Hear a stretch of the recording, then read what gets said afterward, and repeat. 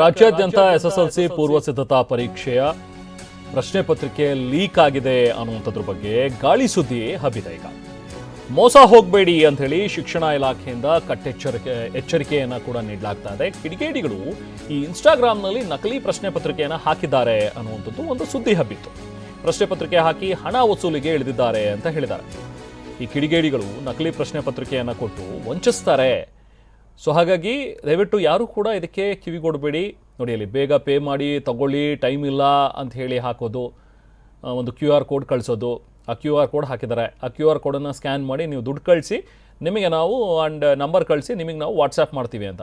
ನೋಡಿ, ಇಲ್ಲಿ 1 marks question 15 ರೂಪಾಯಿ, ಈ 2 ಮಾರ್ಕ್ಸ್ ಕ್ವಶನ್ಸ್ ಬೇಕಂದರೆ 25 ರೂಪಾಯಿ ಅಂತೆ, 3 ಮಾರ್ಕ್ಸ್ ಕ್ವಶನ್ಗೆ 30 ರೂಪಾಯಿ, 4 ಮಾರ್ಕ್ಸ್ಗೂ ಕೂಡ 30 ರೂಪಾಯಿ ಅಂತೆ.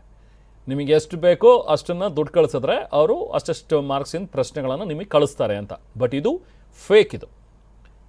ಇದು ಲೀಕ್ ಆಗಿದೆ, ನಮ್ಮ ಹತ್ರ ಗೊತ್ತು, ನಮ್ಮ ಹತ್ರ ಇದೆ ಅಂತ ಹೇಳ್ಬಿಟ್ಟು ಏನು ಇವ್ರು ಮಾಡ್ತಾ ಇದ್ದಾರಲ್ಲ, ಅದೆಲ್ಲವೂ ಕೂಡ ಫೇಕು. ದಯವಿಟ್ಟು ಎಲ್ಲರೂ ಕೂಡ ಎಚ್ಚರಿಕೆಯಿಂದ ಇರಿ, ಯಾರು ಕೂಡ ಮೋಸ ಹೋಗಬೇಡಿ ಅನ್ನೋದು.